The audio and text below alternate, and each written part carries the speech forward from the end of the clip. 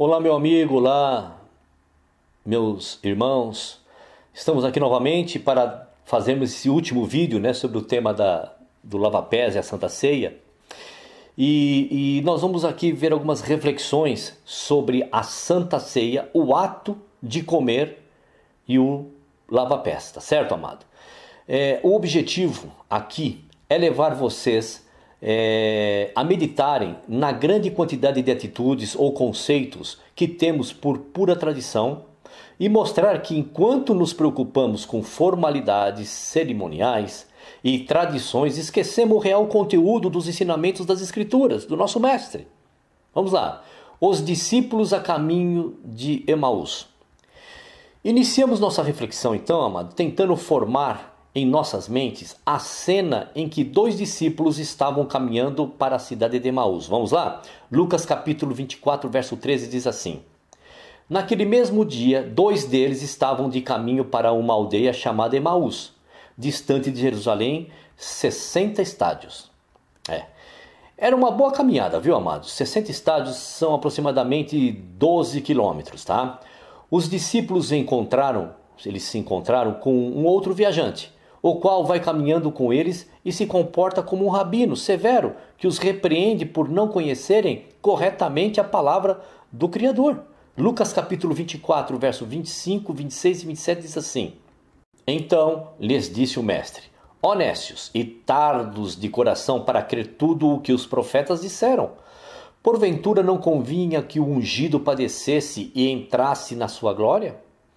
E começando por Moisés, discorrendo por todos os profetas, expunha-lhes o que a seu respeito constava em todas as Escrituras. Os discípulos não reconhecem quem é que está com eles ao chegarem. Convidam o acompanhante então para passar a noite com eles. Quando se reúnem para comer, o terceiro viajante, tomando o pão, o abençoou e partiu-lhe e lhes deu. Lá está em Lucas capítulo 24, verso 30 e 31, que diz assim: E aconteceu que, quando estavam à mesa, tomando ele o pão, abençoou-o, e tendo-o partido, lhes deu. E abriram-se os olhos e conheceram. Então se lhes abriram os olhos e o reconheceram, mas ele desapareceu da presença deles. O fato, amado, fundamental destacado aqui é que os discípulos reconheceram que era o Messias no momento que ele deu graças pelo alimento. Se esse fato não fosse importante, seguramente não estaria relatado nas Escrituras, né? Mas a grande pergunta que fica é: o que havia de especial na forma usada pelo mestre ao abençoar o pão que o diferenciava dos outros judeus?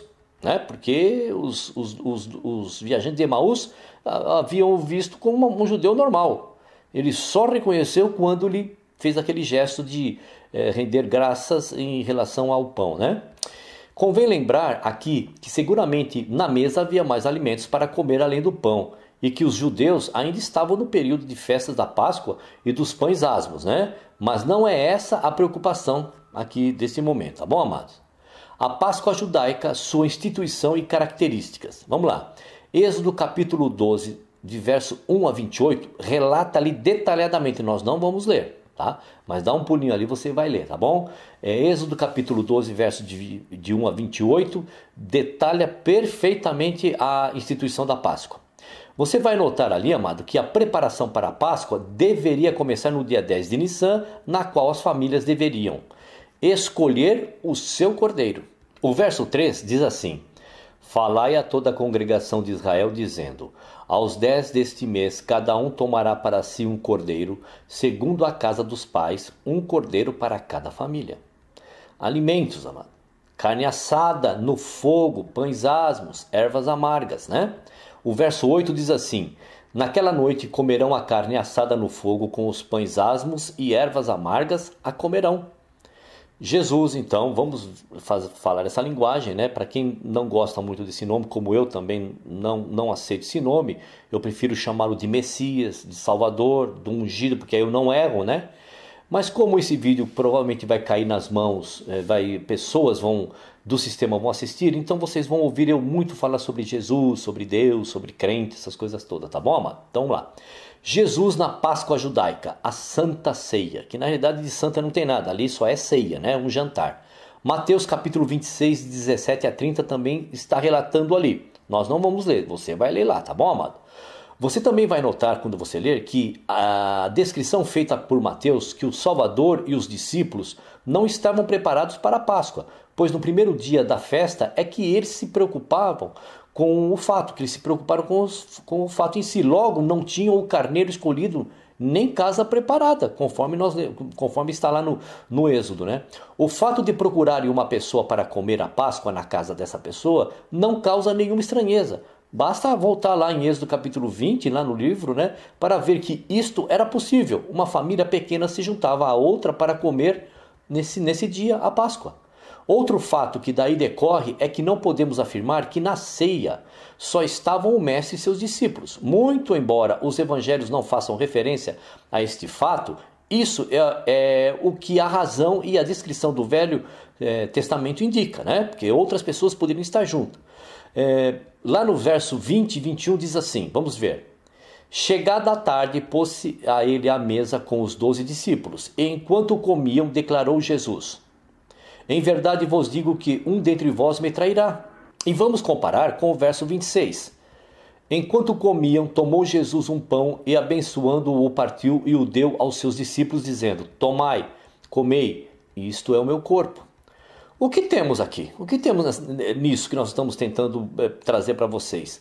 Temos que a instituição da Santa Ceia, vamos dizer assim, tá bom, amados? Não se expandem, tá bom?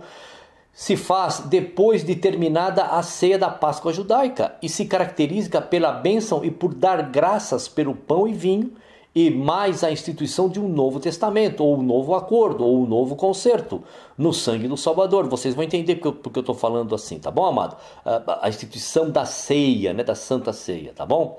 Marcos lá 14, de 12 a 26, também temos o relato da ceia. Vamos lá dar uma lida somente no verso 22, tá bom? E enquanto comiam, tomou Jesus um pão e, abençoando-o, o partiu e lhes deu, dizendo: tomai, isto é o meu corpo. Amado, no Evangelho de Marcos também fica claro que a instituição da Santa Ceia foi durante a comemoração da Páscoa judaica, e fica clara a sua ligação com o ato de dar graças e abençoar o pão e o vinho. Lucas capítulo 22, os versos 7 a 23, também temos lá mencionando a ceia, certo? O que vemos ali no verso 17, vamos lá, diz assim: e tomando um cálice, havendo dado graças, disse: recebei e repartir entre vós. O Salvador toma o cálice final da Páscoa judaica, lá no verso 19, vamos dar uma olhadinha. E, tomando um pão, tendo dado graças, o partiu e lhes deu, dizendo: e isto é o meu corpo oferecido por vós, fazei isto em memória de mim. Então, amados, ele dá graças pelo pão, distribui e diz: fazei isto em memória de mim. Agora é hora de fazer uma pergunta: fazer isto o quê? Vamos lá para o verso 20. Semelhantemente, depois de cear, tomou o cálice, dizendo: este é o cálice da nova aliança no meu sangue, derramado em favor de vós. É dito, amado, que da mesma forma que ele agiu com o pão, ele o faz com o cálice depois de comer. Da leitura dos 3 evangelhos, amados, fica claro que o fazer isto trata-se da bênção e do dar graças e do relembrar ao mestre ao realizar esses atos. João capítulo 13, dos versos 1 a 20, também temos ali relatado a ceia. Vamos lá, no verso 2. Durante a ceia, tendo já o diabo posto no coração de Judas Iscariotes, filho de Simão, que traísse a Jesus. Quando e como foi o lava-pés, né? É importante, amado, lembrar que o evangelho de João não é um evangelho que se preocupa com as sequências dos fatos e sua descrição. João está mais preocupado com conceitos teológicos e com a caracterização do Messias como o Filho do Eterno, tá bom, amado? Nota-se que ele não descreve a Santa Ceia, vamos falar assim, né? Nem mesmo a Páscoa, mas está preocupado com a lição de humildade que o nosso Salvador deu nessa ocasião. Da leitura de João, não se pode afirmar que o lava-pés fazia parte da solenidade da Páscoa judaica, nem mesmo da ceia instituída pelo Mestre, mas simplesmente que o Messias pretendeu dar uma lição de humildade aos discípulos. A ceia entre os coríntios, isso encontra-se lá na primeira carta aos Coríntios, capítulo 11, dos versos 17 a 34. Também, amado, não vamos ler isso, tá bom? Nós não vamos ler porque é muita informação ali, né? Muitos versos. Tenho certeza que vocês conhecem, tenho certeza também que vocês vão lá conferir para ver se o que eu estou dizendo tem respaldo nas escrituras, no entendimento que eu estou trazendo a vocês, tá bom, amados? Então vamos lá. A leitura então da carta do apóstolo Paulo aos Coríntios no capítulo 11, a partir do verso 17, é extremamente esclarecedora. Lamentavelmente, a tradição tem feito com que se leia o texto só em ocasiões da Santa Ceia, né, amados? Somente a partir do verso 23. Verso 23 que diz assim: porque eu recebi do Senhor o que também vos entreguei, que o Senhor Jesus, na noite em que foi traído, tomou o pão. Da leitura, amado, do texto, se observa o seguinte. Primeiro, a ceia era realmente um almoço ou jantar comunitário realizado entre as pessoas em qualquer local, né? O verso 20 diz lá: quando, pois, vos reúnes no mesmo lugar, não é a ceia do Senhor que comeis, né? Segundo, a festa era tão grande que alguns comiam esquecendo-se dos outros e alguns até se embriagavam. Terceiro, Paulo diz que essa forma de realizar a ceia esquecendo-se dos outros não era o que o mestre havia instituído e que chegava a ser vergonha e humilhação aos pobres. Verso 22. Não tendes porventura casa onde comer ou beber? Ou menosprezais a igreja de Deus e envergonhais os que nada têm? Que vos direi? Louvar-vos-ei? Nisso certamente não vos louvo. Paulo, amado, passa então a ensinar os coríntios o que ele havia aprendido com o Salvador, o verso 23. Porque eu recebi do Senhor o que também vos entreguei, que o Senhor Jesus, na noite em que foi traído, tomou o pão. Tomou o pão, deu graças e distribuiu a todos. Verso 24, lá. Tendo dado graças, o partiu e disse: isto é o meu corpo que é dado por vós, fazei isto em memória de mim. E ainda disse: fazei isto em memória de mim. Isto o quê? A resposta é evidente: dar graças e principalmente recordar ao Salvador. Agindo da mesma maneira com o cálice. Este cálice é o Novo Testamento no meu sangue. Fazei isso todas as vezes que beberdes em memória de mim. Aqui, amado, nós não podemos esquecer o seguinte, que a maneira em que o Salvador, Paulo está dizendo que recebeu do Salvador, né, é uma maneira enfática de situações em que o ser humano estava ali se manifestando em relação ao seu próximo, né? Bom, então agora Paulo diz que da mesma forma que foi feito com o pão, também foi feito com o vinho. Logo concluímos que todas as vezes que vamos comer e que damos graças e pedimos as bênçãos pelo alimento, estamos frente a uma santa ceia. O que podemos inferir desses fatos? Podemos inferir que quando nos sentamos à mesa em nosso lar com nossos filhos ou em outro local e damos graças e pedimos as bênçãos de Deus sobre os alimentos, estamos frente a uma santa ceia. Todas as vezes, e não somente em ocasiões lá dentro do sistema, né, com um ritual especial e vazio. Seguramente, amado, tais inferências nos levam a muitas responsabilidades no ato de comer, quanto à forma, quanto à qualidade dos alimentos, quanto à reverência junto à mesa. Os ensinamentos do Salvador são muito mais amplos e mais objetivos do que as limitações que a tradição impõe. Este estudo aqui, amado, responde a seguinte pergunta: o que é a ceia? É o repartir do pão literal, ou seja, alimentar os famintos, e o pão espiritual, pregar o evangelho da salvação. Pois é, amados, nós aqui terminamos aqui três maneiras de ver a Santa Ceia e o lava-pés, tá certo? E como eu disse no vídeo anterior, eu vou passar aqui o meu entendimento, o que eu penso. Eu passei 3 posições para vocês. Vocês já têm uma quarta, que é o que o sistema fala que é comer e tomar o vinho lá, os emblemas do corpo de Cristo, né? Vou passar o meu entendimento sobre o lava-pés primeiro. Em primeiro lugar, meu querido, o lava-pés, como nós vimos em quase todos os vídeos, era um sinal de higiene, nada mais que isso. Porém, o nosso Salvador queria passar naquele instante uma lição de humildade. Sabe por quê? Porque é o seguinte, ó, quem é que lavava os pés das pessoas quando chegava em casa? Eram os servos que lavavam os pés.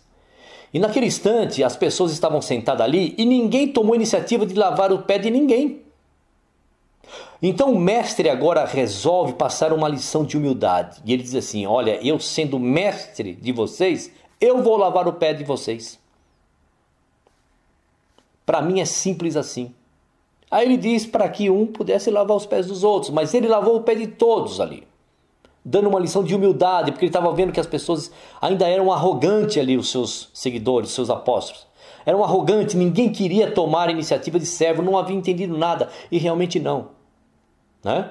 Então ele vem agora e diz o seguinte, ele tira, né, parte de sua veste, cinge-se com uma toalha que era a vestimenta dos servos, e até a roupa de servos ele põe ali e começa a lavar o pé dos discípulos, dos apóstolos. Demonstração de humildade, dizendo, poxa, vocês ainda não entenderam?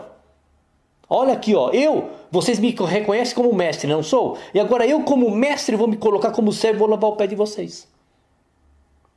O lava-pés é um sinal, simplesmente uma lição, passando uma lição de humildade, que devemos ser humildes. Que se ele sendo o nosso mestre, ele foi servo, imagina nós, um com os outros. Sobre a Santa Ceia, né? Santa Ceia. Primeiro, não está escrito Santa Ceia nas Escrituras ali no Evangelho. Santa Ceia é um subtítulo, é uma coisa enfiada pelo homem ali, dando uma conotação daquele jantar, né? De uma coisa santa, especial e tudo mais. Mais uma vez, então, eles estavam ali na ceia, e o nosso mestre, nosso Salvador, com a capacidade intelectual que ele tinha, né? Extremamente, ele pega agora alguns alimentos que tinham ali à mesa, por causa da Páscoa, depois de terem ceado a Páscoa e tudo mais. Então agora ele pega o pão, tá certo? E diz assim a Escritura, repartindo o pão, e ele identifica esse pão. O que ele fala que aquele pão é? Muito bem, é o corpo dele, não é isso? Fazer isso em memória de mim. Fazer o quê? Repartir o pão? Não, repartir o corpo dele. Porque ele identifica aquele pão, gente. Ele identifica o pão. Este é o meu corpo. Fazer isso em memória de mim. Repartir o corpo dele. Pregar, falar dele. Igualmente ele faz com o vinho. Este é o meu sangue da nova aliança. Tomar e beber e fazer isso em memória de mim. O emblema dele lá, que significa o sangue e o corpo, era para repartir o corpo dele. A mensagem dele é nesse sentido que ele estava falando. Fazer isso em memória de mim. O que? Repartir o pão. Que pão? Ele identificou o corpo dele. Então, do mesmo jeito que ele se cingiu, não sendo servo, mas como servo, para passar uma lição de humildade, ele pegou aqueles emblemas lá, pão e vinho, e também o identificou como o corpo dele e disse... Não era o corpo dele, claro, mas ele fez uma figura, ele trouxe de uma maneira visível aquilo que era invisível. Repartem, façam isso em memória de mim, porque este é o meu corpo. É a minha maneira de enxergar o lava-pés e a ceia. Ficou claro, amados? É a minha maneira de ver. Eu vejo dessa maneira, tá certo? Muito legal, foram vídeos legais para a gente poder refletir, pensar. Tá bom, amado? Não esqueça lá de visitar o nosso canal, se inscrever, dar um joinha nos vídeos, compartilhar os vídeos, que é o mais importante, tá bom? Um grande abraço a todos, que fiquem realmente com aquilo que vocês decidirem, não aquilo que eu estou passando para vocês. Tá certo, meu amado? Então vamos aí esperar os próximos vídeos e até lá.